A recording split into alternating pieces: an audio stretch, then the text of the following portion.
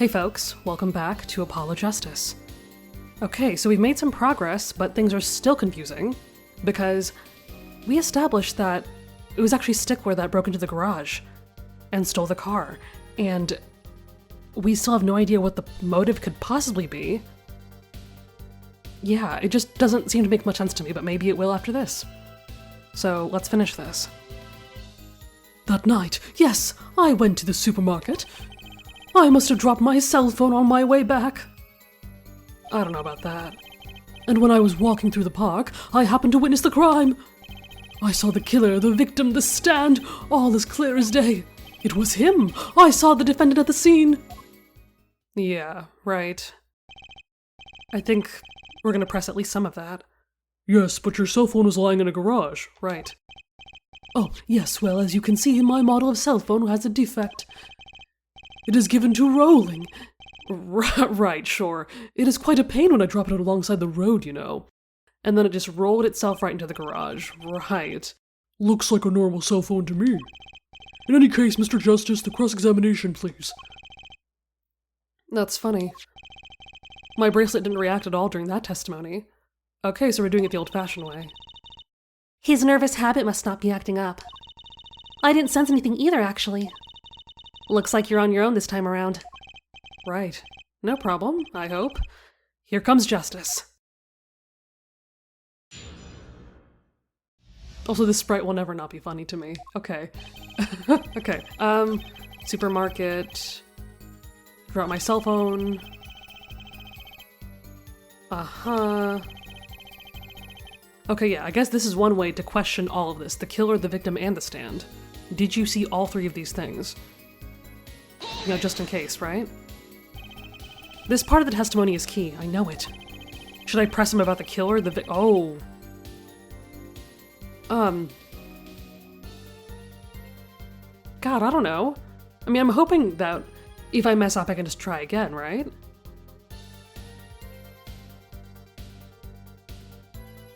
Okay, well, the thing is, we already talked about these two things. I don't think we've talked about the stand in much detail. And again, I do think it's so weird, like, why was Merak just pulling the stand? Because I just assumed that maybe he was propped up like that after he was killed, but maybe he wasn't? I don't know. Do you happen to remember the noodle stand? Quite well, yes. For a student of the sciences, keen observation and healthy curiosity are vital. I remember everything. I could even read the sign. I believe it said, noodle. Wait, no it didn't. Yes, that was it. For remembering something quite well, it sure took you a while to tell us. And thank you for telling us that noodle stand sells noodles. Very enlightening. Damn, when you get roasted by the judge, that's not a good sign. Well, Mr. Justice? What about that sign? Could that be important? Yes. Yeah, because it doesn't say noodle on it. It says Eldoon, doesn't it? So the sign on the noodle stand says noodle. It appears the defense has just obtained a vital piece of testimony. Is this noodle stand's broth really that delicious? I'll have to go sample the wares one of these days. I think that's worth adding to the testimony as well. Whatever sort of noodles that stand sells, it can't match up to IVU's cafeteria. Some apply to the school merely for the taste of our smart noodles. What? Right, okay, no, there's a... Yeah, no, this is a clear, problem, right? Do we have the stand in our... Yes, we do. It says Eldoon. Oh, no. It's one of those things where, like, he was looking in a mirror or something. Oh. He could have been looking in a mirror if he was driving a car, right? Maybe that kind of mirror? I don't know. Yeah. No, this has to be it. And you're absolutely sure the sign read noodle. Why, just last week my professor offered me this praise. Oh, here we go. At least you have good eyesight, Stickler. I'll give you that. It read without a doubt, noodle. I see. What? Why are you looking at me like that? Is that pity I see in your eyes? Let's take a look at our map, shall we? So you're claiming that when you saw the sign, you were standing... Oh. here, was it? Although it wouldn't have been hard to read the sign from this spot. Oh, are we saying that he entered from the other side? Because I was thinking that too. Mr. Stickler, I'd like you to please take another look at the stand, and to carefully read what the sign says. See? The sign actually states the name of the stand's owner. Dunes. Inconceivable. I'm certain it was definitely Noodle for sure. Positive? I'm afraid your professor was wrong about that eyesight. Damn. I wouldn't be so quick to jump to that conclusion. The sign he saw changes everything. The witness says the sign said Noodle. Ooh, okay, wait a minute.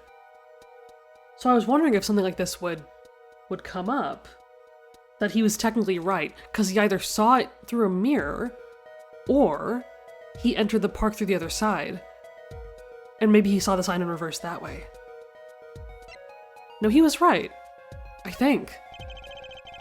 What would you say if I told you that there is one spot from which the sign would be read the way Mr. Stickler claims? What? Mr. Justice, show us the spot. Oh shit, the witness actually viewed the stand from this location. Oh, okay. I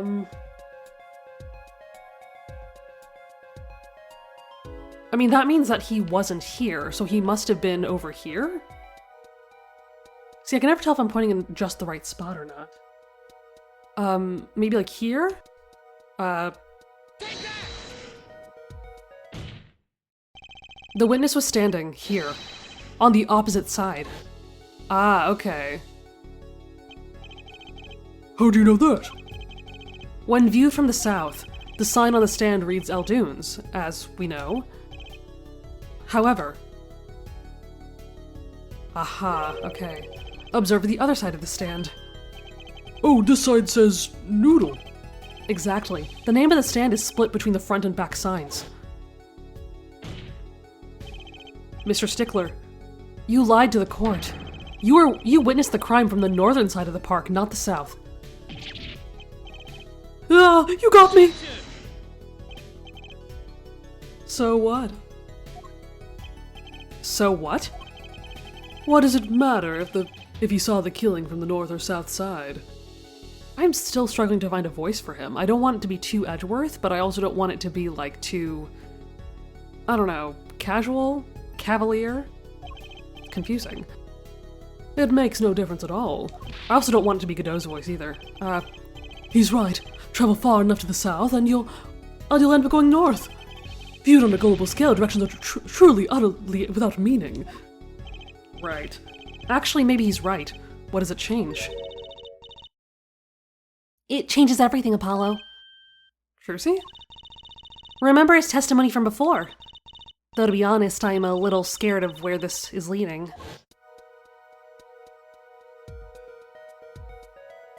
Oh, here we go. Okay. The killer and the victim are facing each other here. Then at the moment the killer raises the weapon... Oh. Mr. Stickler shouts. At which the victim turns his head to look, and the killer fires his pistol. Oh! If Stickler's on the other side. Yeah, it would be the other temple, wouldn't it? He turned his head to expose his left side. Yeah. That's why the bullet hit him in the right temple. No contradictions, right? Right. But if Mr. Stickler is standing on the north side of the park, that reverses the whole scenario.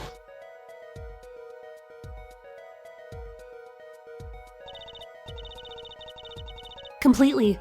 If Mr. Stickler shouts from where he is now, and the victim looks in his direction... Oh. I also had a thought of something else. What if their positions were reversed? Okay, wait a minute, that's like a whole other thing. The bullet would have to hit his left temple. Okay, so that is what I just said. That could be the case. Or if there is a way that Stickler's telling the truth, maybe the killer was also pulling the stand. Like maybe the victim and the killer, their positions were reversed somehow? I'm not sure if that was made clear, but It could be. In other words, someone standing at point K couldn't shoot the victim in his right temple. It's impossible. That's right. So now that we know that Mr. Stickler was standing on the northern side, the wound location takes an entirely different meaning. Indeed. You are absolutely correct, Fraulein. What meaning?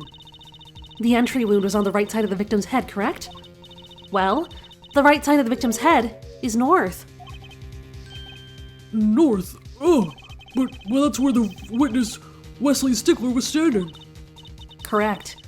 So if he was standing to the north, then the only person here who could have shot the victim in the right temple was Mr. Stickler himself. Are we really going that far? I mean, ugh.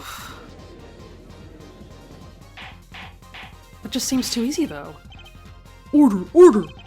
Wow, the apple didn't fall far from the tree. She flipped this whole case on its head while I was figuring it out. True. Objection! She's got a knack for this, huh? Clarify one point for me if you would, Air Forehead. What now?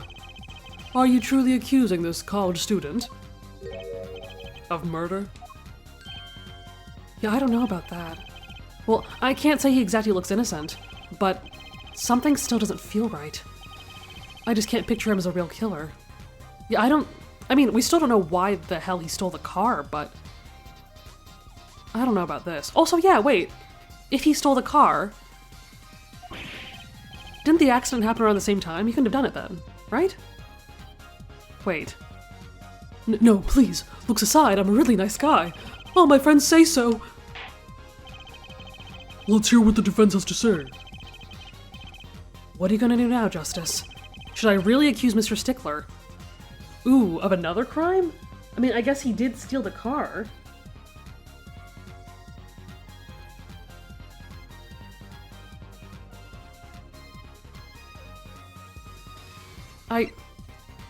It's gotta be something else.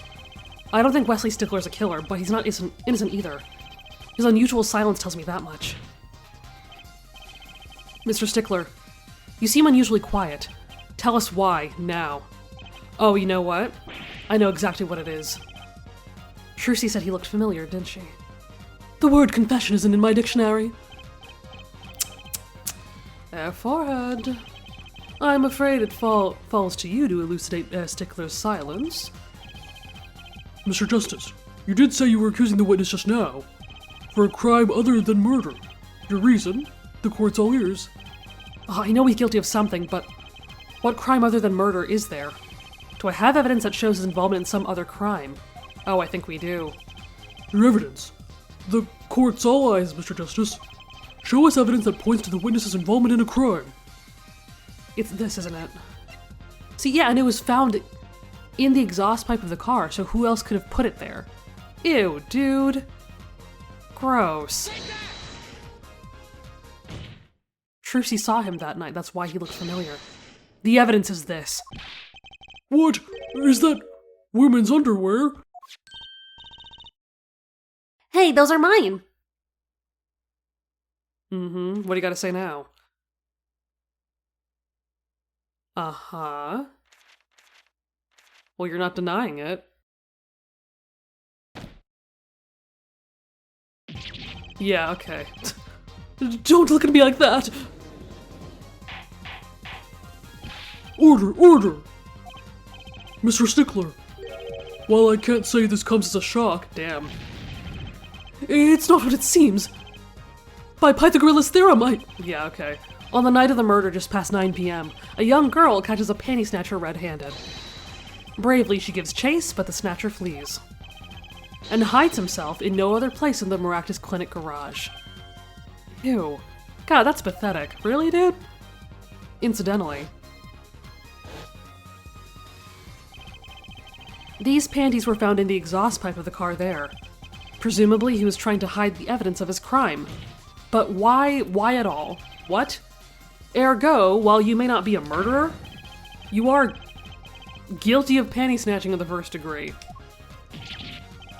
please, hear me out. It's not what it looks like. I think it's exactly what it looks like. What else does it look like? Order, order! Mr. Stickler, You should be ashamed. It's not what it. See? Oh, God.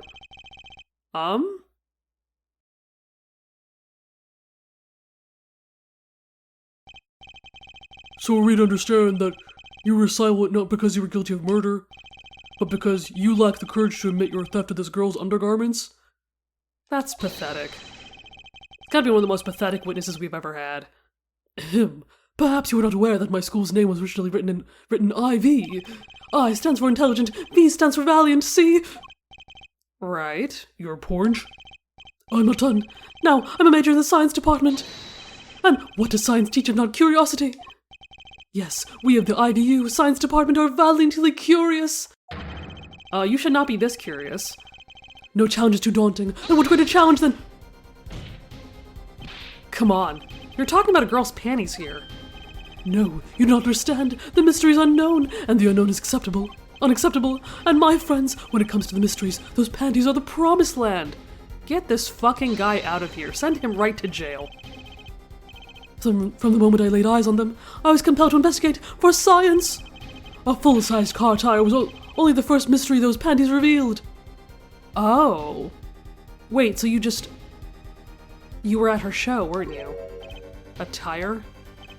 Yes, I saw her do it. She pulled a tire out of those panties. But that's not all. First there was the tire, then a stew pot, and a frozen chicken. One mystery after another. It was magic. And this guy's a science major? Good fucking luck with that. Oh, I remember now. He was one of the regulars in the audience at the Wonder Bar. Huh? He's talking about my magic panties trick. I guess it's a little less gross, but God, dude. I just don't understand. A broom from a pair of panties. It mocks the very laws of physics. A broom and a frozen chicken, Trucy? Whatever happened to doves and bunny rabbits? Mr. Stickler, you stole this girl's panties to understand a magic trick. You say panties, but they're so much more than that. For me, they're an object for serious study. Damn, what is going on in these Ivy League schools? Are there not enough, assignments? Enough curriculum? I wonder. There has been a recent rash of panty snatchings in the area. Were they all you? I'm sorry, but I did it for science.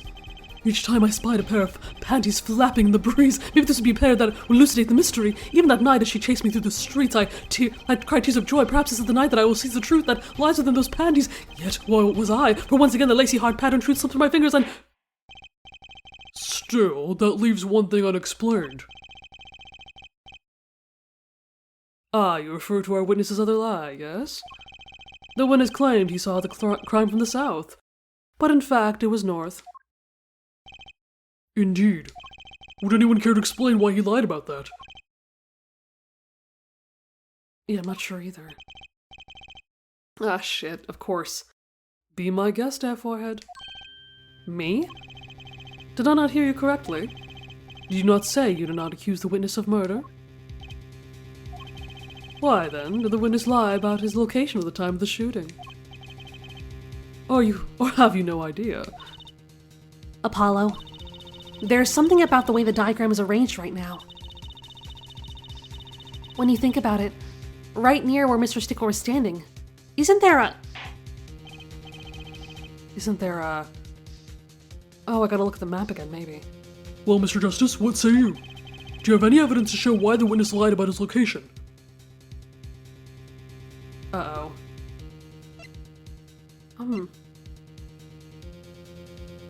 Also, yeah, we don't know what the hell's up with these.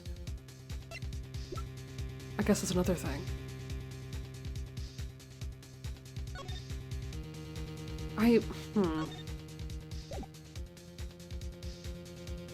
Why the witness lied?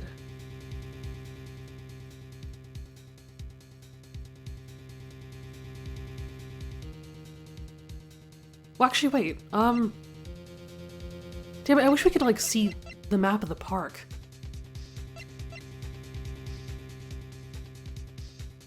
I mean, oh, yeah, wait. There was a trash can, right? And that's what connects him to this scene. Because now we know that it was him.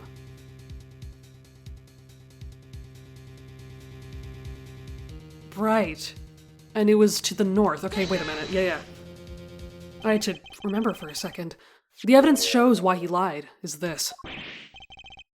What? More panties? How many panties are you carrying on your pocket, Air Forehead? These are the last, honest. These were found in a trash can at the park. Looking at the diagram. Yeah. We can see that the trash can was right next to where the witness stood. Mr. Stickler, you didn't... Alas, I'm a failure as a scientist. Yeah, not just as a scientist, buddy. I can't unravel the mysteries of the universe. I can't even unravel a pair of panties.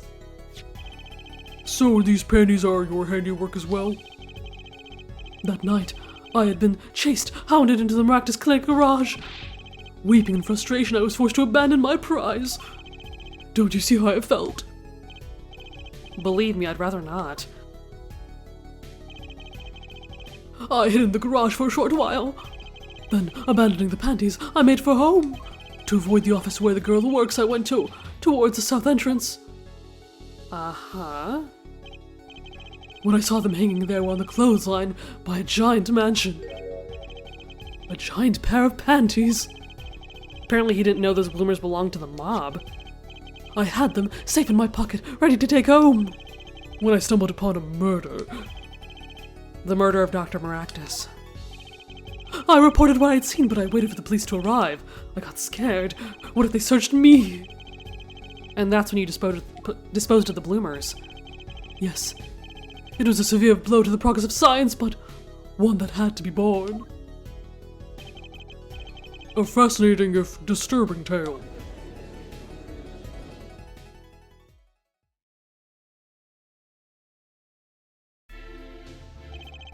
I believe this brings today's proceedings to a close.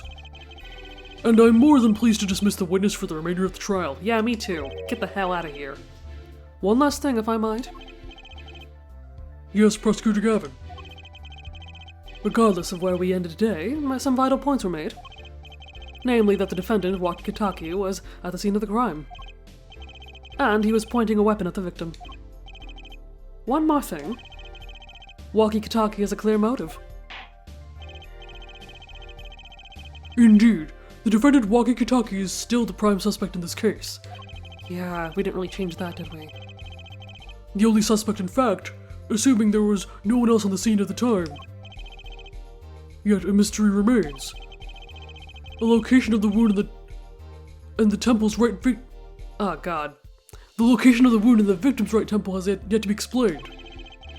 The court requests further investigation from both the defense and the prosecution. Yeah, baby.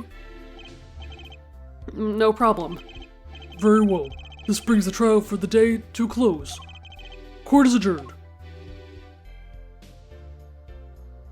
God, that was it, huh? Yeah, that makes me nervous. Okay. Cause yeah, we still don't really know, like... Yeah, it was assumed that, he took the car, right? So, that still wasn't really explained. Maybe it'll take a whole other day of trial to, like, really understand that. But yeah, we really didn't get much about, like, Phoenix getting hit with the car. You know? So that's still, like, a piece of the puzzle that I'm, like, worried about? I don't know. This feels so uneasy. But, I'm excited to get back into investigation. I know that'll be fun. And... yeah, I want to see if maybe I can crack this before the game does. So let's see if I can figure it out. Anyway, thank you so much for watching, and I will see you in the next one.